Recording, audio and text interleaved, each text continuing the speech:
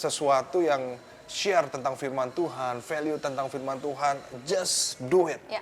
Pasti ada yang terberkati. Nggak masalah, justru yang menyatakan berkat itu. Ya.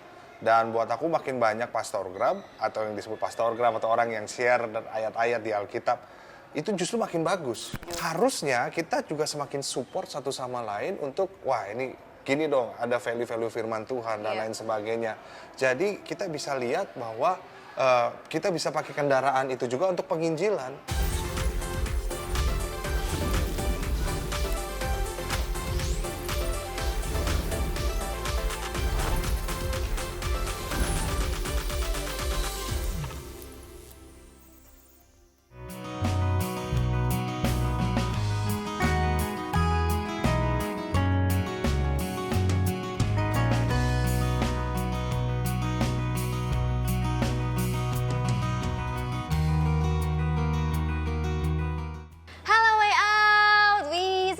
Kabar kalian semua, aku doain semoga semuanya sehat-sehat. Yang lagi nggak sehat semoga cepat sembuh. Amin. Amin, amin, amin, amin. Amin, amin, amin, amin, amin. Nah, kita lagi di mana sih? Ini seru banget hari ini. Suasananya coba Suasananya coba. Lihat dong, beda kan dong, dari beda biasanya? Dong. Kita lagi ada di Hotel Manhattan di Jalan Satrio nih guys. Waduh, tempatnya cozy banget, seru banget, makanannya enak-enak, kuenya gua suka. Pokoknya segar-segar minumannya. Sering-sering aja ya Manhattan Hotel ya. Thank you banget loh. Oke. Oh ya, sebelum kita mulai aku mau ini nih, info teman-teman kalau misalnya ada pertanyaan yang teman-teman penasaran banget atau butuh temen sharing atau ya pokoknya ditanya aja lah gitu ya. Bisa langsung tanya ke kita ke sini nih, ke alamat ini. Sebisa mungkin kita akan jawab pertanyaan teman-teman semua ya. Yang di rumah langsung aja yuk kirim pertanyaan ke kita. Oke? Alright. Nah, tema kita pada hari ini juga seru karena ini emang udah jadi keseharian kita gitu, ya kan? Nah, temanya adalah pelayanan di media sosial. Wow. Cari followers atau menyebarkan firman. Waduh. Seru nih. Seru. Karena ini sebenarnya sempat jadi ini juga ya, kontroversi juga. Kontroversi, gitu. ya. Apalagi dengan ada istilah-istilah pastorgram, seleb TikTok, pastor atau apa ya? Bukan seleb TikTok ya? Pastor. TikTok pastor, ya gitulah pokoknya lah. Ini beneran kan nih atau bohongan gitu ya? Iya, nah menurut kamu sendiri nih, mungkin bisa sharing tentang sebenarnya arti pelayanan tuh seperti apa sih? Melayani. Iya dong. Kita melayani. Nah, aku mungkin kita buka dulu Yohanes 12 ya, teman-teman ya. Yohanes 12 ayat 26, aku udah baca dari ayat 26 aja. Yohanes 12 ayat 26 bilang begini, barang siapa melayani aku, ia harus mengikut aku. Dan di mana aku berada, di situ pun pelayananku akan berada. Barang siapa melayani aku, ia akan dihormati Bapa. Melayani Tuhan itu salah satu bentuk respon kita karena kita mengasihi Tuhan. Orang yang mengasihi Tuhan sudah pasti dalam hatinya dia pasti akan gelisah kalau enggak melayani Tuhan. Pasti melayani ya? Pasti melayani. Tapi sebaliknya kalau orang yang cinta pelayanan belum tentu dia mencintai Tuhannya. Mungkin pelayanan itu menjadi pelarian atau apapun buat mereka. Tapi kalau orang yang mencintai Tuhan pasti dia mau melayani gitu. Ya kayak aku mencintai kamu gitu ya. Apa sih yang enggak buat kamu sayang?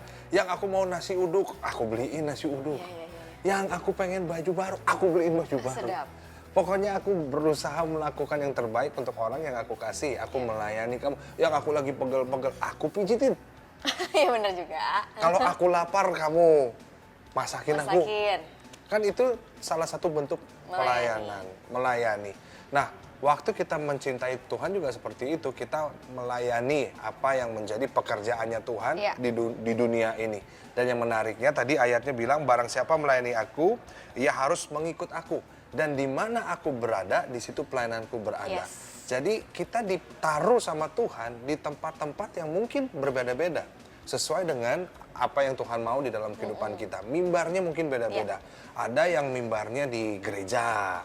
Ada yang mimbarnya jadi pilot, ada mimbarnya yang di entertainment dan lain sebagainya. Ada juga mungkin mimbar-mimbar yang di social media. Dan juga yang menarik, di mana aku berada, di situ pelayananku berada. Artinya kita dipanggil. Nah, kita bandingkan sama 2 Timotius 1 ayat 9. 2 Timotius 1 ayat 9 firman Tuhan bilang begini, teman-teman.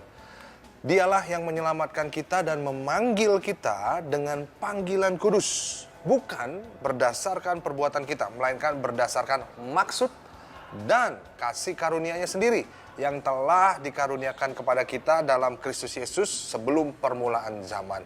Dia yang menyelamatkan, dia yang memanggil kita dengan panggilan kudus. Kalau yang namanya dipanggil gimana sih? Misalnya, dek, sini deh, sini. Gitu kan? Aku dari sana misalnya, dipanggil, sini deh. Aku yang nyamperin tuh datang. Nah, ini yang tadi dimaksud dengan barang siapa mengikut aku, ya, barang siapa mengasihi aku, dia akan mengikut aku. Barang siapa melayani aku, ia harus mengikut aku. So, waktu kita dipanggil sama Tuhan, sini, kita samperin, datengin. Di mana aku berada, disitulah pelayananku berada. Jadi kita dipanggil di dalam panggilan kudusnya Tuhan untuk melayani Dia. Fokus utamanya adalah the kingdom of God. Bahkan kita harus bersyukur dan kita harus senang banget ketika kita dipercaya Tuhan untuk ambil bagian di dalam timnya Dia untuk melayani Tuhan. Sesuatu loh itu. Iya. Dan kalau boleh aku simpulin berarti pelayanan itu sebenarnya bukan lagi kita gitu ya, bukan lagi self-centered. Bukan tentang kita, betul. Bukan tentang kita, tapi semuanya tentang Tuhan. Karena kita tahu kita dikasihi Tuhan dan kita mengasihi Tuhan. Bentuk mengasihi Tuhan adalah kita melayani demi apa? Demi kemuliaannya Tuhan, bukan demi nama kita, bukan demi keren-kerenan gitu ya. Tapi memang nama Tuhanlah yang ditinggikan. Biar orang-orang tuh ngelihatnya ya nama Tuhan Yesus, bukan nama kita lagi. Gitu. Oke, ini ada pertanyaan pertama nih. Pastor, aku mau tanya. Melakukan pelayanan itu haruskah hanya di gereja? Tolong dijelaskan secara rinci ya, Pastor. Waduh, rinci itu katanya, kayak pengeluaran. Ya, artinya dimanapun Tuhan tempatkan kamu, disitulah pelayananmu. Nggak harus di gereja, teman-teman. Nah, kalau misalnya kita pelayanan di gereja tapi keluarga berantakan, sama juga bohong. Kita pelayanan di gereja, aktif di gereja, tapi PR nggak dikerjain, nggak belajar, itu sama juga bohong. Pelayanan itu dimanapun kita ditempatkan. Di sekolah ya kita melayani di situ. Di keluarga kita melayani di situ. Di kantor kita melayani di situ. Di komunitas kita melayani di situ. Pokoknya kehadiran kita harusnya membawa dampak buat sekitar kita. Memberi rasa buat sekitar kita. Karena firman Tuhan bilang kan kamu adalah garam. Garam fungsinya untuk memberi rasa. Sudahkah hidup kita memberi rasa di lingkungan kita? Di dalam setiap kehidupan kita. Kamu adalah terang. Sudahkah kita menerangi kehidupan sekitar kita? Atau justru malah ada orang-orang yang malah nggak suka sama kehadiran kita? Kasian. Malah kalau kita datang dia ada lagi. Aduh, malas banget ada nih orang gitu ya. Jadinya membawa duka cita bukan suka cita ya. Dan ada juga loh, hati-hati teman-teman, ada orang yang aktif melayani di gereja, tapi di rumah keluarganya tidak mengalami itu. Makanya terkadang aku suka ketemu sama orang tua yang, Marsha, dia gimana sih kalau di gereja? Kok kalau di rumah kayaknya nggak kayak orang melayani ya? Termasuk kita pun juga terus berbuat itu ya. Kita terus diskusi, aku gimana sama kamu? Apakah aku melayani anak-anak yang aku bina dengan baik, tapi kalau sama Sinta emosian? Nggak boleh gitu, Pak. Makanya maafkan ya. Kita juga bertobat di situ. Jadi menurut aku bisa dimanapun yang Tuhan tempatkan. Kan Dia yang panggil kita, sini, kamu di sini ya. Aku juga di sini. Sini, kamu di sini ya. Kamu di sini ya. Ya termasuk di sekolah. Bahkan sekarang bisa termasuk ke game kah? Juga bisa loh. Bisa masuk ke hobi. Bisa masuk ke sosial media. Bisa banget. Bisa. Oke. Semoga menjawab ya teman-teman. Ini next question. Way out, aku mempunyai kerinduan untuk melakukan pelayanan di gereja. Namun aku pemalu, Pastor, dan kurang percaya diri juga. Bagaimana ya caranya biar aku bisa melayani di gereja? Kamu harus mulai membuka diri sih, sebetulnya sih. Harus mulai membuka diri, harus tahu bahwa ini tuh tentang Tuhan, bukan tentang kita. Siapa tahu mungkin kenyamananmu lagi diusik sama Tuhan. Nah, pastikan kenyamanan nggak jadi berhala kita tuh, teman-teman. Jadi pastikan kita di sini karena ada maksud dan tujuan Tuhan di dalam hidup kita. Karena aku percaya kita semua dilahirkan pasti ada maksud dan tujuan. Tuhan nggak pernah ciptain yang sembarang-sembarang gitu, dia nggak ada kerjaan, tiba-tiba iseng ciptain Marsha, kelamaan gorengnya jadi lebih hitam dari yang lain gitu, enggak. Tapi dia itu memang punya tujuan dari destiny ilahinya dia buat kita semua. Iya gitu. setuju sih. Kalau misalnya memang kamu kan juga dulu pemalu ya katanya ya. Oh malu banget, ya ampun. Makanya kalian nggak percaya kan kalau Marsha itu dulunya pemalu banget. Iya. Bener nggak sih? Kamu sharing deh, Iya, kamu bener, pernah bener. jadi orang yang pemalu banget sampai akhirnya waktu melayani terus kamu bisa sampai hari ini gitu. Maksudnya jadi mungkin kenyamanan kita tadi kita nggak berani dan segala macam mungkin itu lagi di apa ya istilahnya disenggol, lagi dikritikin Iya. gitu ya supaya kita tuh berani untuk melangkah, supaya kita juga lebih lagi membawa nama Tuhan gitu ya, lebih Iya. lagi melayani Tuhan lebih lagi gitu. Diingatkan ini bukan tentang Diingatkan, kamu loh. ini bukan tentang Ini kita tentang gitu. Tuhan Yesus. Betul. Oke. Semangat ya. Nah, kalau kita sekarang lihat kan tadi kita bahas sosial media ya. Dan itu tuh sebenarnya kan juga bisa dimanfaatkan dong Iya, ya untuk iya, bisa dong. pelayanan kita sebenarnya. Bisa. Karena kita juga berdua jujur melakukan itu gitu ya. Setiap konten yang aku bahas, setiap mungkin TikTok atau Reels yang aku upload, ya sebisa mungkin aku melakukan sesuatu yang positif sesuai dengan value firman Tuhan. Iya, Karena iya, aku iya, percaya di media sosial itu kita juga bisa membangun manusia gitu. Siapa Iya. siapa yang lihat kita nggak akan pernah tahu guys gitu. Iya. Mau viewersnya cuma 10, mau viewersnya 100, mau viewersnya 1000. Nah, itu kita tidak akan pernah tahu itu Ya. berdampak buat siapa gitu ya. Kalau kita ngomong kotor, terus kalau kita membagikan sesuatu yang negatif terus, kita nggak akan pernah tahu yang berdampak tuh siapa aja gitu ya, Ya. gara-gara uploadan kita. Nah, makanya kenapa kita harus upload di media sosial juga pelayanan kita gitu ya, apa yang bisa kita bagi ke mereka, dan itu penting banget karena buat mereka sekarang gadget itu adalah apa ya istilahnya sudah melekat dalam kehidupan mereka gitu. Nah ini kita bisa manfaatin juga untuk pelayanan kita, member kita di sosial media juga biar makin maksimal pelayanannya. Iya, betul. Oke, ini ada pertanyaan. Shalom way out. Aku akhir-akhir ini jarang beribadah ke gereja karena faktor pekerjaan. Namun aku punya keinginan untuk melakukan pelayanan di media sosial. Kira-kira kalau aku melakukan pelayanan di media sosialku yang ada nggak ya yang tertarik untuk melihat tester gitu? Pasti ada, aku Pasti yakin ada. pasti ada. Entah itu adikmu sendiri, nggak apa-apa. Kamu bikin YouTube, subscribernya cuma 12 dan itu keluarga semua, nggak apa-apa. Yang pasti itu bisa jadi berkat buat ya orang-orang itu. Nah, teman-teman harus tahu bahwa kamu didesain untuk menginfluence people. Alkitab bilang kamu adalah influencer itu. Kenapa? Karena jelas kamu adalah garam, itu menginfluence loh, memberi rasa. Garam sedikit akan memberikan rasa. Iya. Nah, yang kedua, kamu adalah terang. Terang secuil aja, pasti akan membuat kegelapan itu sirna. Nah, yang menarik adalah di situ nggak dibilang kamu harus jadi garam, kamu harus jadi terang. Alkitab nggak ngomong gitu, tapi jelas dia bilang kamu adalah. Kalau harus beda sama adalah. Kalau harus tuh kayak lo harus jadi pilot ya, tapi lo belum jadi pilot. Iya. Tapi kalau adalah itu adalah sebuah identitas bahwa Alkitab mau jelasin bahwa kamu adalah garam, kamu adalah terang. Nah ini Tuhan Yesus bilang kamu loh adalah terang. Dan menarik ya, itu berarti kita adalah influencer. Nah dunia berusaha mengubah kata influencer itu sendiri.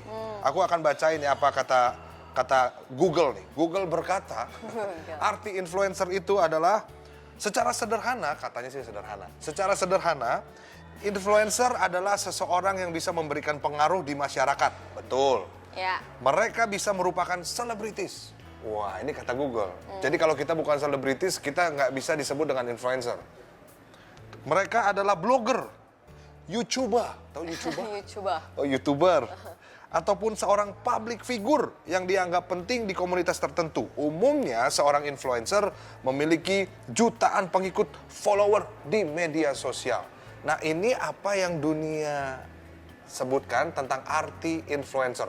Lo harus selebritis, lo harus punya followers banyak. Lo harus apa di sini? Blogger, public figure. Nah, Terkenal ya. Terkenal. Sehingga kita merasa, siapalah aku inilah.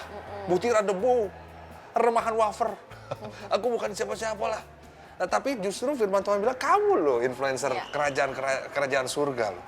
Garam dan terang. Nah, aku mau cerita sedikit tentang influencer yang ada di Alkitab yang namanya sampai sekarang nggak ditulis. Kamu bahkan nggak tahu namanya itu siapa, influencer itu. You nggak pernah tahu siapa namanya. Nah, tahu cerita tentang wanita pendarahan 12 tahun? Tahu. Nah, wanita pendarahan 12 tahun itu influencer. Karena kan kita tahu kisahnya tuh. Kita nggak tahu namanya sampai sekarang siapa. Tapi kisahnya, andai aku memegang ujung jubahnya saja, aku pasti sembuh. Nah, kalau teman-teman baca, itu di Markus 6 ayat 56. Teman-teman bisa baca itu. Markus 6 ayat 56 membuktikan kalau dia adalah influencer. Di situ dibilang begini, kemanapun ia pergi, ke desa-desa, ke kota-kota, atau ke kampung-kampung, orang meletakkan orang-orang sakit di pasar dan memohon kepadanya supaya mereka diperkenankan hanya menjamah jubahnya saja. Dan semua orang yang menjamahnya menjadi sembuh. Ini kan terinspirasi dari wanita 12 tahun pendarahan itu. Yang namanya kita nggak tahu sampai sekarang. Itulah influencer. Jadi kalau kamu mau buat sesuatu yang share tentang firman Tuhan, value tentang firman Tuhan, just do it. Ya. Pasti ada yang terberkati. Orang mereka share yang aneh-aneh aja mereka berani, gue selingkuhan, senengnya jadi selingkuhan, mereka pede. Ini pacar gue tapi sesama jenis. Iya. Mereka pede. Kita sama firman Tuhan kok malu-malu. Ini waktunya untuk kita berdiri juga di situ dan kita memberitakan apa yang sesuai dengan kebenaran firman Tuhan. Sampai emosi nih. Sabar. Oh iya. Semangat ya. Semangat. Aku dukung. Oke. Way out, dukung. Iya, kamu nggak apa-apa mulai aja dari konten yang simple-simple. Nggak apa-apa mau yang lihat sedikit juga nggak apa-apa. Tapi Yes. aku percaya kalau kamu konsisten melakukannya, pasti dampaknya akan luar biasa. Amin. Amin. Oke, ini ada next question lagi. Ya. Hai Kak, aku mau sharing deh. Aku punya kakak rohani yang sering membagikan firman di media sosial. Ya. Sampai sekarang followersnya terus naik dan bahkan membuat dia buka endorse untuk mengiklankan produk. Wih. Sebenarnya boleh nggak sih memanfaatkan pelayanan di media sosial untuk mendapatkan endorse? Buat aku mah ya nggak apa-apalah. Buat aku nggak apa-apa It's ya. okay. Soalnya itu kan juga salah satu nanti kalau misalnya ngambil dari duit dari pelayanan dibilang wah mata duitan. Sekarang kerja di endorse dibilang emang layak. Iya. Jadi serba salah Iya, kita nih. iya. Nah menurut aku seperti Paulus lah. Paulus kan he is a tent maker, Iya. pembuat tenda. Dia kerjaannya memang pembuat tenda dan pelayanannya itu uangnya itu dipakai untuk pelayanannya dia. Tapi dia punya pekerjaannya. Iya. Mungkin dia ada endorsement, itu juga salah satu pekerjaannya dia, ya kenapa enggak? Iya. Karena mungkin orang produk itu merasa diberkati Iya. dengan kehadirannya dia dan lain sebagainya. Asal ya nggak pakai ayat firman Tuhan aja pas Betul. kebersihan Iya. sepatu adalah kebersihan hati. Amsal berkata bahwa Iya benar, jangan gitu. Nah, itu seperti Iya, menjual. Menurut aku sah-sah aja ya, maksudnya Santai nggak apa-apa. aja gitu. Karena Iya, kan iya, kita iya. mungkin pekerjaan, maksudnya gini, pelayanan juga termasuk mimbarnya dia gitu kan, Iya, jadinya iya. area kehidupannya dia. Jadi menurut aku nggak apa-apa juga, maksudnya dia menerima endorse asal benar sesuai dengan Ya. dengan nilai yang dia sampaikan sih, menurut aku ya kan. It's okay. Nah, sekarang kan banyak media apa ya, influencer rohani lah gitu, Ya, atau ya, ya, pestergram di media Ya, ya, ya. sosial. Nah menurut kamu nih gimana nih, makin banyak, makin marak, makin hits? Gimana tuh? Apanya gimana? Ya menurut kamu gimana? Justru malah bagus atau malah kayak harusnya nggak gitu gitu? Atau emang justru ini adalah bagian dari dunia ini sekarang gitu, kendaraan kita? Iya buat aku kalau ada orang yang dia dengan rela gitu ya mau share tentang firman Tuhan di sosial media, aku rasa nggak apa-apa, nggak masalah, justru menyatakan berkat itu. Ya. Dan buat aku makin banyak pastorgram atau yang disebut pastorgram atau orang yang share dan ayat-ayat di Alkitab itu justru makin bagus. Iya kan, bener Makin ya? bagus. Kenapa? Karena kalau bukan mereka pasti ada orang-orang yang masukin nilai-nilai yang bukan Berbeda. firman Tuhan. Iya. Tentang ya semua yang tentang negatif-negatif itulah. Ya. Oh, sekarang kita lihat di FYP mereka bangga jadi selingkuhan. Mereka bangga jadi pelakor. Mereka bangga pacaran sama suami orang. Iya. Mereka bangga LGBT. Sama sugar daddy gitu ya, Sugar mereka daddy, bangga-banggakan. sugar mommy. Apalah gitu. Mereka bangga. Nah, kalau kita sibuk berantem sama Ya. sesama kita, mereka akan terus ada di situ. Tapi anak-anak Tuhan nggak akan ada di platform itu Iya, gitu loh. Iya, aku setuju. Harusnya kita juga semakin support satu sama lain untuk wah ini gini dong, ada value-value firman Tuhan dan Iya. lain sebagainya. Jadi kita bisa lihat bahwa kita bisa pakai kendaraan itu juga untuk penginjilan, untuk menguatkan, Iya. untuk mendoakan. Kebanyakan ada orang yang mungkin masalahnya di sini. Wah, dia pastorgram, bagi-bagi firman, bagi-bagi ayat, udah sekolah Alkitab belum? Udah teologi belum? aku mau bilang sama teman-teman, teologi itu bukan hanya membesarkan kepala, tapi membesarkan hati. Ya. Teologi itu kan pengetahuan tentang Tuhan. Tuhan besar kasihnya. Ingat loh, nggak belajar, nggak sekolah, belum tentu nggak belajar. Lo main musik di gereja, apakah semuanya lulusan sekolah musik? Enggak. Tapi kenapa melayani di mimbar? Karena punya kemampuan. Boleh. Boleh. Terus kita belajar kan? Ya. Wah, gue semakin jago, gue harus belajar nih. Ya. Kita juga seperti itu. Walaupun mungkin nggak punya kesempatan seperti yang lain sekolah teologi ya, tapi seenggaknya belajar. Kalau kita udah tahu siapa yang kita layani, kita mesti belajar. Gitu. Dan apalagi dengan didukung dengan sekolah, itu juga bagus. Tapi walaupun dia nggak sekolah, yuk udah deh, kita udah jangan berantem sesama lah ibaratnya begitu. Iya, aku setuju banget. Justru malah semakin banyak kayak tadi yang dibilang Pastor Bram yang membagikan firman di media sosial, justru harusnya kita, menurut aku ya, kita harusnya support, bukan malah dinyinyirin, malah digosipin gitu ya, malah dijauhin. Tapi menurut aku kita harus justru dukung mereka gitu, semakin banyak semakin bagus, dan konten-konten yang ke-up adalah konten-konten value firman Tuhan yang bagus menurut aku.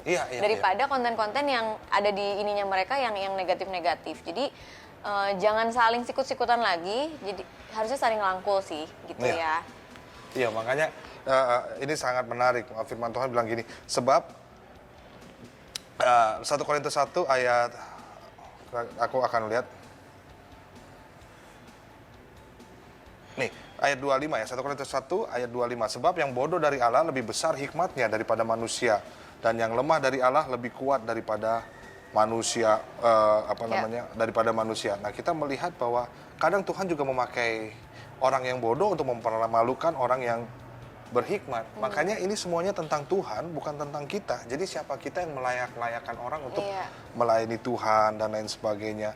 Kita support aja, kita ikut aja dengan, kalau dia menyembah Tuhan, melakukan untuk Tuhan, ya lakuin aja. Ayat 27, gini, lebih keren lagi. 1 Korintus 1 ayat 27. Tetapi apa yang bodoh bagi dunia, dipilih Allah untuk memalukan orang-orang yang berhikmat. Dan apa yang lemah bagi dunia, dipilih Allah untuk memalukan apa yang kuat. Kadang Tuhan bisa memutarbalikkan itu semua. Orang yang kita layani kan Tuhan, yang dilayani juga Tuhan. Jadi ya kalau selama kita masih sesama melayani Tuhan, yuk kita saling support aja lah. Mau dia salah, mau dia enggak, ya lu juga belajar firman dong. Jangan berharap dapat terus, tapi kita juga harus menggali firman Tuhan seperti apa. Ini soalnya kan personal banget nih. Ini sangat personal.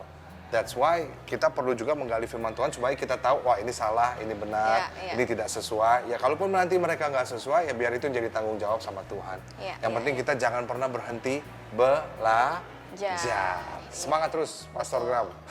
Semangat terus teman-teman mau share firman Tuhan di sosial media. Sebenarnya open discuss boleh gitu ya, ngobrol boleh, tapi jangan memojokkan dan menjatuhkan sih menurut aku. Karena kan memang kita ini dalam satu tubuh Kristus itu pasti ada yang namanya ego, beda pendapat gitu ya. Kadang-kadang suka berselisih gitu, tapi itu bukan berarti jadikan part of our body itu jadi musuh gitu, atau jadi bukan bagian dari kita gitu. Padahal kita kan sama-sama diampuni modalnya, sama-sama dikasihi, sama-sama dipeluk Tuhan. Masa kita mau istilahnya tangan kiri sama tangan kanan masa berantem gitu kan, nggak mungkin. Justru kita harus saling melipat tangan sambil berdoa bareng-bareng gitu ya, merangkul satu sama lain gitu. Nah ini mungkin kalau misalnya tadi kalau kamu kan udah sempat singgung soal teologi, dia nggak sekolah teologi, sharing-sharing di medsos gitu kan. Nah mungkin dari pihak teologi ya, maksudnya dari sisi teologi, wah ini nggak bisa nih, nggak relevan gitu sama isi Alkitab. Nah gimana tuh menyikapinya kalau misalnya ada kejadian kayak gitu ya, diskusi yang tadi ya yang dibilang. Iya, kita tuh sering berantem karena mungkin jarang ada ruang pertemuan di situ, ruang diskusi, adanya ruang perdebatan. Kita dipanggil untuk melayani Tuhan, bukan untuk memenangi perdebatan sebetulnya. Kalau mau debat, waduh, semua bisa debat. Dari cara, metode, pengajaran, liturgi, semua tuh bisa berdebat. Yang menyatukan kita cuma satu, Injil, Gospel. Di mana ada Tuhan, yaitu Yesus Kristus yang mau mati buat kita semua. Waktu kita percaya, kita diselamatkan, kita dibenarkan. Itu yang menyatukan kita sebetulnya, apapun cara mereka menyembah Tuhan. Aku ingat di Alkitab juga bilang nggak usah ada bilang dari angkatan dari Apolos atau dari Paulus, kamu dari geng bahasa gaulnya, kamu dari tim Apolos, gue dari tim Paulus gitu, beda-bedain. Ada juga di Alkitab yang waktu Petrus setelah ditanya, apakah kamu mengasihi aku, gembalakanlah domba-dombaku dan lain sebagainya. Nah setelah itu Petrus ngobrol sama Tuhan di jalan, terus dia nanya tentang Yohanes yang murid yang paling dikasihi. Guru, kalau aku kan tadi guru sudah ngomong tentang aku tuh begini. Nah kalau dia bagaimana nih guru nih? Si Yohanes ini, murid yang paling dikasihi kalau di Alkitab bilang. Dia gimana nih? Tuhan Yesus bilang, ya pokoknya apapun yang terjadi sama dia, apapun yang kau kehendaki, mau sampai selamanya juga atau apapun juga lah itu, ya bukan urusan kamu, katanya gitu. Bukan urusanmu, kamu ikutlah aku, dia bilang begitu. Jadi buat kita, ya kita yuk fokus sama pelayanan kita, fokus sama apa yang Tuhan percayakan di dalam hidup kita. Yuk berhenti saling berantem satu sama lain. Kita saling bergandengan, saling menerima. Toh ujungnya yang dilayani kan Tuhan. Kalaupun pengajarannya mereka salah, ajarin yang benar. Diskusi ajarin yang benar, jangan debat gitu buat aku. Udah kita harus penuh dengan kasih lah. Ya sekali lagi teologi itu juga pengetahuan tentang Tuhan kan, bukan hanya membesarkan pikiran kita, tapi hati kita juga dibesarkan oleh itu gitu. Oke, nah ini next question. Hai Kak Sinta dan Kak Marsha, hai. Aku mau tanya dong, menjadi seorang pendeta atau pastor itu apakah harus mendalami ilmu teologi dulu? Kalau emang iya, kenapa sih sekarang banyak pendeta atau pastor instan yang muncul di sosial media? Mungkin panggilan Tuhan ya, kita nggak akan pernah tahu kalau Tuhan yang manggil, kamu mau apa? Yang manggil kan bukan kamu. Ya. Jadi itu yang harus kita tanamkan sadari. Ya di dalam hati kita. Kalau kamu komplain sama dia, kamu yang sekolah teologi. Ya. Kamu bagiin yang benar. Nah, aku rasa mungkin mereka juga yang udah melayani Tuhan mungkin ada hati untuk juga sekolah teologi gitu ya. Untuk sekolah pasti ada kerinduannya. Toh juga orang-orang yang sekolah teologi juga ada yang gagal loh. Yeah. Ada yang hamil di luar nikah loh. Yeah. Ada yang ya macam-macam lah. Makanya itu kan semuanya dari hati. Nah, aku rasa ini dia, kita tuh terlalu mengkotak-kotakan. Padahal sebetulnya kotaknya itu cuma satu yang besar, Tuhan Yesus saja. Yang kita lihat di situ tuh Tuhan Yesus aja sebetulnya. Ya mungkin dengan instan itu ya kita harus akui ada positifnya keberanian mereka untuk memberitakan firman Tuhan. Mungkin ada salahnya, mungkin ada salahnya. Tapi ya kalau ada salahnya biarkan dia bertanggung jawab pada Tuhan. Dan kalau teman-teman nggak terima, diskusi kan bisa. Nggak usah debat. Kalau debat nggak akan ada habisnya. Aku setuju banget. Iya, dan juga kita pun sekali lagi, kita belajar untuk merenungkan firman Tuhan secara pribadi. Bukan dari perkataan orang lain ngomong ini, oh firman Tuhan gue dapat dari sini, firman Tuhan gue dapat dari sini. Itu bagus. Tapi mulailah menggali dengan hubungan pribadi kita. Mulai baca firman Tuhan sendiri. Jadi kita tahu tentang yang benar dan yang nggak benar. Tentang yang ibaratnya sesuai dengan firman Tuhan dan yang enggak. Tapi aku rasa kalau memang teman-teman sudah mulai melayani atau mulai terlibat di situ, di dalam pelayanan, nggak ada salahnya juga untuk sekolah teologi, nggak ada salahnya. Itu justru menambah ilmu, menambah cara kita diperlengkapi, cara kita sharing, ada homiletik, ada hermeneutik dan lain sebagainya. Kan kita belajar dari itu, nggak apa-apa juga, bagus banget juga. Aku setuju sih, maksudnya tadi kamu bilang soal teologi yang tadi yang nggak perlu yang kalau pemain musik nggak sekolah dan segala macem gitu kan, tapi dia juga bisa melayani dan yang tadi kamu bilang bahwa ya kalau Tuhan mau manggil kita mau ngomong apa gitu kan, kan bukan kita. Nah sama seperti di lingkungan mungkin teman-teman kerja, teman-teman ditempatkan, kadang-kadang banyak loh yang nyasar dari sekolah ekonomi jadinya jadi marketing gitu misalnya, atau dari ekonomi misalnya jadi host TV misalnya gitu kan. Jadi kadang-kadang juga kita juga nggak bisa mengkotak-kotakan itu sebagai sesuatu yang pakem kayak oh lo nggak boleh gitu, nggak boleh gini. Siapalah kita kalau Tuhan sedang memanggil ya teman-teman. Toh kita juga belajar kan, ingat ke sekolah bukan berarti nggak belajar. Terus kalau belajar. udah di situ pasti belajar. Betul, oke. Jangan pernah berhenti belajar. Aduh, aku ini nih agak panas dan aku pengen minum yang seger-seger dulu, habis itu kita lanjut, oke? Oke, aku juga deh kalau gitu deh. sediakan wadahnya, karena pandemi ini juga mengajarkan kita bahwa ada wadah baru lagi nih. Betul. Yang bisa kita pakai, yaitu online. Ya. Dan menurut aku pelayanan ini juga jangan pelayanan mah sendiri gitu. Tapi maksudnya memang setiap hari hidup kita adalah melayani Tuhan kan. Jadi pakai juga sosial media kita untuk memberkati banyak orang. Aku percaya Tuhan akan mengangkat kamu dan Tuhan akan berikan kamu kekuatan untuk terus melayani di sosial media. Iya, betul. Dan targetnya bukan followers, tapi beberapa memberkati. Memberkati gitu. Itu aja sih fokusnya, jangan followers. Targetnya untuk jadi berkat.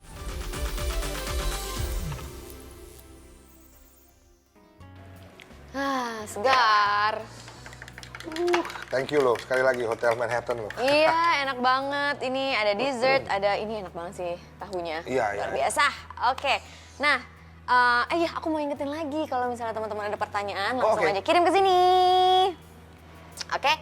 Alright. Nah, ini kan tadi ngomongin soal pelayanan di media sosial gitu kan. Nah, ini aku mau langsung kayak ngebahas satu pertanyaan yang mungkin juga dialami ya sama orang-orang di luar sana juga. Nah, dia ini kerja di perusahaan nih, mau tanya dong, gue ini baru bergabung di sebuah perusahaan sosial media yang menayangkan acara Kristen. Di satu sisi, gue seneng karena bisa melakukan pelayanan di pekerjaan gue. Namun ternyata itu aja nggak cukup, perusahaan pengen viewers yang nonton acaranya banyak. Bagaimana ya Kak, memang pelayanan bisa ya diukur sama jumlah viewers? Ya ini ada tension sebetulnya ya antara pekerjaan sama pelayanan. Mungkin orang-orang di perusahaan kita mungkin memang beberapa belum mengerti secara baik tentang arti pelayanan itu sendiri. Ya kita juga nggak bisa menyalahkan karena memang mungkin target mereka adalah viewers, target mereka adalah untuk bisa sustainable perusahaan, dan itu nggak salah juga. Bagaimana kita bisa ibaratnya saling berkolaborasi atau berusaha cari solusi yang tepat dari perusahaan dan juga konten-konten yang mau kita siarkan gitu. Tapi kalau misalnya perusahaan juga pada akhirnya men-take down program atau enggak acara podcast atau apa gitu, itu juga nggak apa-apa juga. Kita masih bisa buat di tempat yang lain, buat sendiri juga bisa, dan lain sebagainya. Kita harus menghargai sebetulnya setiap keputusan dari perusahaan, karena perusahaan itu kan memang ada rules-nya.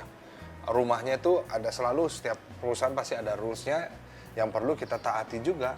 Dan aku rasa nggak ada masalah juga, tinggal setiap perusahaan pasti ada rules-nya mereka masing-masing. Dan nggak apa-apa juga kalau pada akhirnya perusahaan bilang take down, ya it's okay. Kita harus tetap taat sama perusahaan itu juga gitu. Ataupun memang masih bisa diusahakan dengan kolaborasi dengan konten-konten juga yang juga bisa membangun juga gitu ya.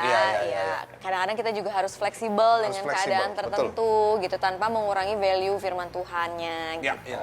Jadi tenang aja, Tuhan juga pasti menyertai kok. Ya, dan kamu jangan mengambil kesalahan itu menjadi sesuatu yang gara-gara gua viewersnya nggak banyak nih dan lain sebagainya. Kita memang sadari bahwa itu memang konten-konten yang seperti itu memang itu itu kan untuk kalangan sendiri, ibaratnya seperti itu kan. Ada segmented dan memang nggak semuanya bisa terima itu gitu. Tapi ya berapapun yang terima viewersnya, ya kita syukuri aja sebetulnya. Cuman kembali kebijakan dari perusahaan kan. Alright, semoga menjawab. Oke, next question. Hai Kak, teman aku kemarin curhat kalau ia diterima kerja di bagian sosial media di perusahaannya. Perusahaan tempat dia bekerja sebenarnya bukan berbau rohani Kristen, tapi seringkali teman aku bagikan sedikit ayat firman Tuhan di sosial media tersebut. Atasannya sempat melihat postingannya dan memarahinya. Namun dia tetap kekeh mau melakukan pelayanan di sosial media perusahaannya. Salah nggak ya Kak? Kalau itu sosial media perusahaannya mungkin kurang wise menurut aku, ya kan. Tapi kalau misalnya sosial media pribadi itu nggak seharusnya nggak masalah. Cuman kalau memang sosial media perusahaan gitu ya, yang which is itu banyak orang korporat gitu, mungkin harus lebih wise untuk menggunakan sosial media perusahaan sih kalau dari aku. Iya benar, kita harus bisa fleksibel juga, dan mungkin dari situ juga kita bisa jadi berkat.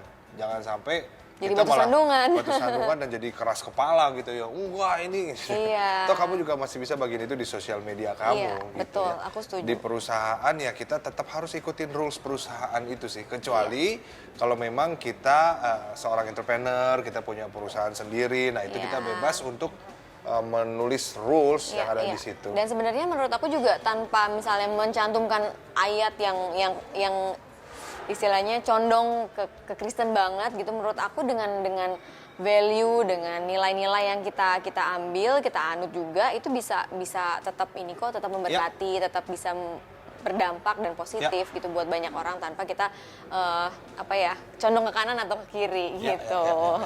Oke. Nah, setuju. Pelayanan sosial media ini kan juga bisa untuk menyalurkan talenta nih ya, Jadi sekarang banyak cover gitu ya, banyak juga mungkin tadi sharing, banyak juga konten make up gitu kan. Nah, pelayanan kan juga sebenarnya bisa di sosial media kan, sah-sah aja kan. Nah, ada pertanyaan menarik. Pastor, aku tuh punya talenta yang besar dalam tarik suara. Dan di gereja aku juga ketua song leader, worship leader maksudnya. Aku punya keinginan buat channel YouTube untuk cover lagu-lagu rohani. Kira-kira apa yang aku lakukan termasuk pelayanan di media sosial nggak sih, Kak? Oh iya dong ya? Oh iya dong. Semua platform sosial media tuh banyak sekarang ya. Bisa TikTok, bisa YouTube, Instagram, dan lain sebagainya. Facebook masih Facebook ya? Facebook masih lah untuk mama dan bapak-bapak juga masih ada. Kalau mau cari ide-ide jokes-jokes bapak-bapak bisa di Facebook. Tuh, bisa. Friendster yang sekarang udah hilang. Jadi bisa banget, ini bisa menurut banget. aku karena justru talenta kamu itu dipakai untuk memuliakan nama Tuhan lebih lagi, nggak cuma di gereja, tapi bener-bener di sosial media, jadi kamu bisa memberkati banyak orang lagi gitu, viewersnya juga. Pasti kan kamu juga nggak pernah ngira mungkin dia lagi ngerasa kesusahan hatinya, mungkin pas banget sama lagu worship yang lagi kamu nyanyiin gitu kan. Karena aku merasakan juga, waktu itu pernah ada yang DM aku gitu, misalnya aku kan waktu itu nyanyi Semua Baik. Jadi memang kayak gimana tuh lagunya? Semua baik gitu. Oh iya. Kamu. ya aku nyanyiin Semua Baik. Terus ada DM yang masuk, Kak, aku baru ditinggal sama papaku, sama mamaku gitu. Begitu dengar lagu Kakak, aku merasa ya aku lagi dihibur gitu. Aku merasa ya semua akan baik gitu. Jadi kita nggak akan pernah tahu siapa yang akan terberkati loh sama pelayanan kamu itu, ya kan? Iya, benar-benar. Dan mungkin bukan hanya kalau ketika kamu cover gitu ya, kamu orang banyak diubahkan, banyak orang yang terberkati, tapi kamu juga bisa membagikan edukasi tentang bagaimana nyanyi yang baik. Iya benar. Bagaimana suara perut, suara hidung, suara kepala, itu kan bisa diterima sama banyak orang lain. Dan mungkin kamu juga bisa ngajarin mereka jadi berkat, bahkan buat semuanya justru. Buat aku mulai aja, kamu mulai aja. Memang segala sesuatu yang besar dimulai dari sesuatu yang kecil. Yang penting konsisten. Memang sekarang banyak orang pengennya cepat gitu ya. Tapi aku mau bilang begini, nikmatin aja setiap proses yang ada. Kita nggak akan pernah tahu siapa yang terberkati dengan pelayananmu di sosial media. Just do it, kamu akan tercengang-cengang. Karena aku percaya Tuhan juga pasti akan memakai channel YouTube-mu, talentamu untuk juga memberkati banyak orang. Ya, betul. Semangat covernya. Ya. Halo, boleh saya sharing tentang pergumulan saya? Boleh. Dulu saya seorang artis di tanah air. Namun semenjak saya terjerat kasus narkoba, nama saya mulai tenggelam. Di dalam penjara saya lebih mengenal Tuhan Yesus dan mau membagikan pengalaman saya dengan berkhotbah. Sekaligus menyalurkan kembali bakat saya di depan kamera. Awalnya banyak yang terberkati dengan pelayanan saya. Namun sekarang banyak bulian yang saya terima dan mengungkit masa lalu saya. Bagaimana ya cara saya menghadapinya? Apakah terus melayani di sosial media atau berhenti aja? Terus layani Tuhan.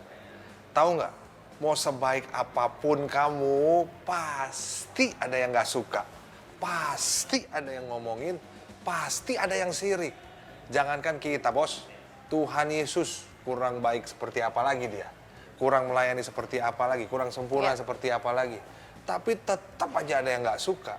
Tetap aja ada yang pengen jatuhin dia, ada yang sirik sama dia, ada yang ngomongin dia. Ini kan anak tukang kayu kan, dan segala macam. Nah itu Tuhan Yesus, apalagi kita brother, sister, teman-teman semua. Betul. Pasti akan ada orang yang ngomongin kita harus tahu itu. Dan sekali lagi, aku percaya bahwa kalau kamu lakuin itu, banyak juga orang-orang yang terberkati sama pelayananmu. Nah, memang pada dasarnya kita tuh nggak akan pernah bisa nyenengin semua orang sih sebetulnya. Tapi, just do it, lakuin aja sesuai dengan apa yang Tuhan suruh di dalam hidupmu. Dan aku percaya ya, meskipun nantinya mereka akan melihat buahnya gitu ya, mereka juga akan ngelihat sendiri kok ternyata kamu udah berubah, udah bertobat. Dan sekali lagi, Sinta pernah bilang begini, nggak semua orang tuh suka buah tomat. Nggak semua orang suka buah durian, bener ya. Waktu kamu berbuah, nggak semuanya suka dengan buahnya kamu. Tapi ada yang tergila-gila sama buah durian, sama buah tomat. Nah, buat aku pasti ada orang-orang yang juga terberkati sama pelayanan kamu. Jadi yang perlu kita fokuskan adalah orang-orang yang terberkati. Karena ini semua tentang Tuhan. Mau orang-orang nanti ada yang banyak yang tidak terberkati, nggak masalah. Pelayananmu itu nanti akan tanggung jawabnya sama Tuhan kok. Yang kamu layani adalah Tuhan, bukan mereka. So kita jangan dengerin mereka, kita terus fokus sama panggilan Tuhan di dalam hidupmu. Jangan pernah berhenti karena perkataan netizen-netizen. Amin. Gitu ya. Semangat terus. Ya. Dan aku mau kasih encourage bahwa fokuslah dengan banyak yang terberkati. Gitu. Kadang-kadang kita fokus sama 2-3 orang yang ngebully, yang berkata negatif sama kita gitu ya. Kita pikirin terus, kita bawa tidur sampai nggak bisa tidur, kita bawa sampai kemana-mana gitu ya. Tapi kita nggak fokus sama yang terberkati gitu. Padahal sebenarnya yang terberkati itu jauh lebih banyak mungkin gitu. Kadang-kadang kita nggak fokus ke situ, malah kita fokus ke yang si negatifnya gitu. Jadi nggak apa-apa, fokus aja ke yang terberkati dan terus melakukan dan preach the gospel. Iya, terus aja terus, jangan berhenti, jangan takut. Nah, kalau pelayanan di media sosial tadi kita bisa bilang bahwa terus aja melakukan, dan itu sebenarnya bisa menarik generasi muda gitu ya, yang mungkin udah lost gitu, dan dia kembali lagi gitu karena melihat konten-konten rohani mungkin, konten-konten firman Tuhan mungkin, gitu kan, karena mungkin mereka yang sekarang udah nggak ke gereja lagi gitu ya, mereka ngelihat firman Tuhan di Instagramnya, di sosial medianya gitu. Ya, benar-benar. Aku setuju, Pak. Memang sekali lagi kita juga harus ikut perkembangan zaman ya. Jangan sampai gereja juga pada akhirnya ketinggalan zaman, norak gitu. Ada metaverse sedikit, apa ini? Sesuatu ini, tipuan ini dan lain sebagainya. Toh kalau misalnya teknologi terus jalan, kita bisa pakai itu kok untuk kendaraan kita untuk melayani. Toh sekarang juga banyak generasi muda yang kita nggak bisa pungkiri mereka sudah sibuk dengan gadget mereka. Mereka sibuk dengan sosial media mereka. Nah disitulah kita juga bisa hadir untuk menarik mereka kembali. Kalau aku lihat ya teman-teman ya, way out ya, gadget itu berusaha menggantikan banyak posisi dalam kehidupan generasi saat ini. Posisi ayah mau digantikan dengan gadget. Mereka belajar banyak dari gadget itu. Pertemanan digantikan dengan gadget. Jadi mereka cari teman yang menerima mereka apa adanya. Hey, gue ini ya begitulah, lo harus embrace diri gue. Dan mereka, oh ya keren banget. Mereka cari di sosial media, di gadget juga. Nah hal-hal ini yang sebetulnya nggak begitu real, tapi mereka pada akhirnya carinya di situ. Nah itu sebabnya aku sangat percaya bahwa sosial media juga bisa membawa generasi ini kembali ke identitas mereka di dalam Tuhan, menarik mereka kembali untuk mengasihi Tuhan dan lain sebagainya. So aku rasa jangan anti sama apapun juga gitu loh. Itu semuanya bisa kita gunakan untuk penginjilan, untuk penjangkauan. Misalnya game gitu, waduh jangan main game, nanti ada transfer spirit, sadap. Monster-monster, setan-setan dan lain sebagainya. Tapi banyak anak-anak di situ. Jadi kita jadi kehilangan mereka ya, malah kehilangan mereka. Ya kita bisa masuk ke situ asalkan kata adiktif itu loh. Jangan sampai kitanya yang ikut jadi adiktif. Semua kendaraan bisa kita pakai. Betul. Alright, semangat teman-teman. Next question, Pastor. Semenjak pandemi, jumlah anggota remaja di gereja aku semakin berkurang. Aku berpikir mereka lebih enjoy beribadah online dibanding offline. Namun setelah ditelusuri ternyata mereka tidak melakukan ibadah online. Jam ibadah justru dihabiskan bermain game dan bermain sosial media. Sekarang aku sedang menarik mereka kembali untuk mau bergereja. Caranya aku melakukan pelayanan di media sosialku. Kira-kira cara itu tepat nggak ya untuk menarik mereka kembali untuk datang ke gereja? Kalau ditanya tepat atau tidak tepat, semua ada jalan, tapi aku rasa yang kamu lakukan sudah tepat. Karena pasti akan ada beberapa orang generasi yang terjangkau. Gak usah kecil hati ketika yang terjangkau 1, 2, Iya, 3. benar. Gak usah terintimidasi, karena 1 orang juga itu generasi. 2 orang itu juga generasi. 3 orang apalagi. Jadi kalau misalnya cuma 1, 2, 3, ya kita fokus di situ. Pasti ada yang terberkati lah, ibaratnya seperti itu. So memang pandemi ini membawa dampak buat banyak hal. Bukan hanya gereja tapi yang lain. Dan gereja-gereja besar pun juga mengalami hal ini. Semua mengalami pemerosotan, ada juga yang naik sih, tapi ada juga yang mengalami pemerosotan, ada juga yang akhirnya susah membawa jemaatnya kembali karena udah keenakan online. Dan padahal di online mereka bisa tiduran, makan kerupuk, dan sambil pakai singlet dan lain sebagainya. Kalau di gereja kan mereka harus siap-siap, harus ini rapihin, waduh dandan. Kalau di sana ambil ngopi, ambil paket keluar bisa di tengah-tengah khotbah, lebih santai.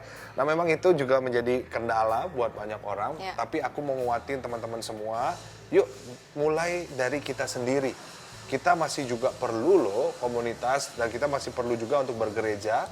Untuk kita bisa datang langsung, celebrate our God sama-sama, Thanksgiving sama-sama, itu juga kita perlu sebetulnya. Jadi apapun kita bisa gunakan untuk kita bisa menjangkau mereka kembali untuk datang balik lagi ke onsite. Iya, karena sebagai makhluk sosial kita butuh ya yang namanya bareng-bareng, berkumpul bersama, saling menguatkan. Karena beda loh di online sama di onsite menurut aku. Beda banget.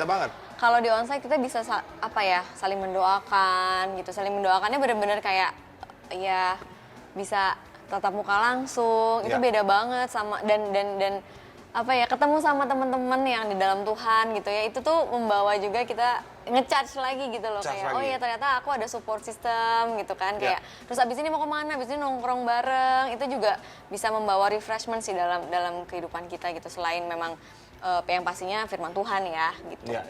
Gitu teman-teman. Jadi tapi aku rasa juga kalau ada orang-orang yang pengen online juga ya nggak apa-apa juga, tetap kita layani sih sebetulnya. Tetap kita layani, tetap kita sediakan wadahnya, karena pandemi ini juga mengajarkan kita bahwa ada wadah baru lagi nih yang bisa kita pakai, yaitu online. Ya, buat aku online, onsite, yang penting intinya kita bisa memberikan waktu kita untuk Tuhan. Gitu. Oke, ini ada cerita lagi nih. Kak, aku mau cerita deh. Apa tuh? Di gereja aku ibadahnya hanya dibagi 2 sesi. Sekolah minggu dan ibadah umum yang cenderung datar karena berbarengan dengan orang tua. Seiring berjalannya waktu, jumlah anak muda di gereja aku semakin berkurang. Setelah aku tanya, ternyata mereka bergereja di tempat lain yang punya ibadah khusus anak muda. Akhirnya aku membujuk pemimpin gereja di tempatku untuk membuka 1 sesi ibadah lagi. Khusus untuk anak muda. Dan mereka kasih lampu hijau. Saat ini aku sedang menarik lagi teman rohaniku dan memanfaatkan sosial media dengan memberitahu ke mereka kalau ada ibadah khusus anak muda. Doakan ya Kak agar mereka kembali ke gereja aku. Wah, semangat. Itu aku rasa ya, itu hati dari Tuhan loh. Untuk kamu bisa ngelihat gerejamu ada yang kebutuhan dari gerejamu, karena nggak sedikit yang justru malah ngomongin gerejanya. Malah di gereja gua mah wah datar, flat, nggak asik, nggak seru, aduh payah banget lah. Tapi kalau ngelihat cerita kamu, justru kamu melihat kebutuhan itu dan kamu terbeban, ambil bagian, dan langsung ambil bagian. Nah, aku rasa ini saatnya kita juga mulai untuk ambil bagian dalam melayani Tuhan di gereja kita masing-masing, di local church kita, local church pride. Jadi waktu kita lihat ada kekurangan di gereja lokal kita, yuk kita bantu yuk. Bukan malah dijelek-jelekin ya. Jangan malah dijelek-jelekin, karena kebanyakan kan orang justru ada kekurangan malah dijelek-jelekin. Benar. Padahal aku rasa gereja itu juga sudah menerima setiap kelemahan kita. Orang kan suka bilang, gereja harus terima kelemahan kita dong, kekurangan kita dong. Percayalah, aku rasa gereja sudah menerima kekurangan dan kelemahan. Mungkin teman-teman nggak jago di multimedia, tapi diajak yuk, belajar yuk, latihan yuk. Masih ngaco-ngaco multimedianya, soundnya masih feedback sana, feedback sini, tapi diajak pelayanan. Main gitarnya masih ngaco-ngaco. Itu kan kekurangan, tapi gereja berusaha untuk menerima dan yuk kita latih sama-sama. Nah ini sekarang waktu kita bertumbuh dewasa, waktunya kita justru yang membantu gereja kita. Yes. Misalnya kurang di sini, ya udah kita bantu di situ. Kita lakukan sesuatu sama seperti apa yang sudah kamu kerjakan. Dan aku sangat bersyukur kamu bisa ceritain ini So ke kita proud of semua. you. So proud of you, guys. Jadi kita terus kasih semangat ya sama siapapun kamu yang udah memberikan kesaksian ini. Semangat terus, nggak gampang, nggak mudah. Tapi kamu nggak sendirian. Kamu punya way out yang bersama dengan kamu semua. Wah. Iya, seru banget ya. Good luck buat kamu di sosial medianya. Kan katanya tadi mau bergerak ke sosial media biar teman-temannya juga yuk ikut lagi ngajakin temennya lewat sosial media lagi. Kita udah punya sosial media nih katanya. Oke, semoga teman-temannya bisa sama-sama lagi ya. Gitu. Jadi nggak terhilang. Ya, mungkin gitu. kalau aku bisa kasih tips ya, kamu mulai dari komunitas kembali, mulai bangun hubungan dengan teman-teman kamu, mulai nongkrong bareng, nonton bareng, hangout bareng. Jadi itu didasarkan dengan hubungan yang real, sehingga tanpa diajak pun mereka udah nyaman sama kita. Lo kemana? Gue mau gereja nih, ikut dong, pasti akan gitu. Dibandingkan kita hubungannya belum terjalin lagi, kita ke gereja gue yuk, datang gereja yuk, udah diajak gereja. Kebanyakan anak-anak muda sekarang gampang sekali nolaknya gitu. Buat aku yuk mulai dari hubungan, abis itu kalau ada acara ya mulai di sosial media gitu. Betul. Dan mulai munculin keseruan-keseruan kebersamaan kalian. Aku rasa itu akan membuat orang lain juga tertarik untuk join dan untuk gabung.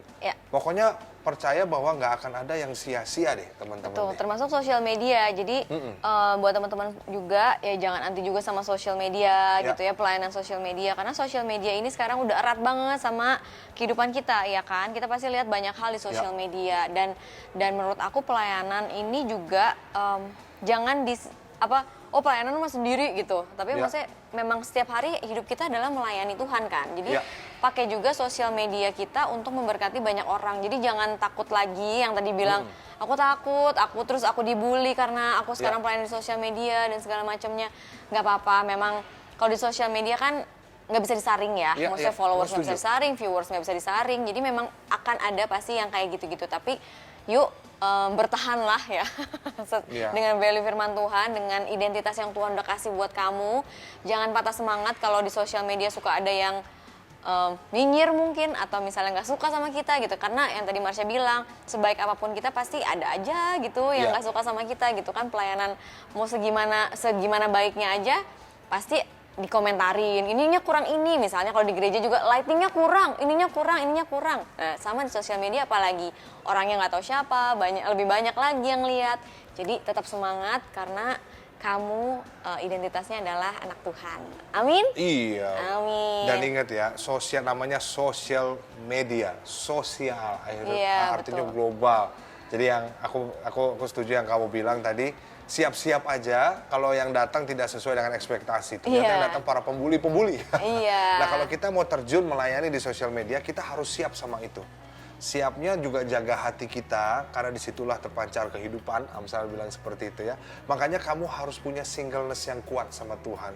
Harus tahu bahwa Tuhan pakai kamu di situ. Sehingga apapun yang orang ngomong tentang kamu udah ngerasa secure. Karena ini kamu lakukan untuk Tuhan. Dan percaya aja, misalnya kamu ditolak sama orang lain. Gak apa-apa, Tuhan Yesus juga ditolak kok. Tuhan Yesus ditolak dan lain sebagainya. Yang penting dia tahu apa yang sedang dia kerjakan. Nah, aku ingetin sama teman-teman semua yang pengen di sosial media, semangat ya. Di depan nanti juga pasti akan ada orang-orang yang akan meremehkan. Tapi aku percaya Tuhan akan mengangkat kamu dan Tuhan akan berikan kamu kekuatan untuk terus melayani di sosial media. Iya, betul. Dan targetnya bukan followers, tapi beberapa memberkati gitu. Itu aja sih fokusnya, jangan followers. Targetnya untuk jadi berkat. Betul. Gitu. Alright. Terima kasih teman-teman Way Out yang sudah menyaksikan acara ini. Terima kasih semuanya. Ya, happy banget ya happy kita banget. ngomongin karena ini sesuai dengan yang lagi terjadi saat-saat ini ya. Betul. Game lah, sosial media lah, YouTube lah. Pokoknya kalau ada ide-ide kreatif, please lah langsung aja buat untuk memberkati bangsa ya. Termasuk Way Out selalu ada buat teman-teman semua. Semoga kita bisa terus menjawab setiap pertanyaan-pertanyaan yang teman-teman kasih. Terima kasih buat teman-teman Way Out. See you di next episode. Saya Sinta Rosari. Dan saya Marsha Manopo juga pamit. God bless you all. Sampai ketemu lagi ya guys. Bye-bye. Dadah. Bye.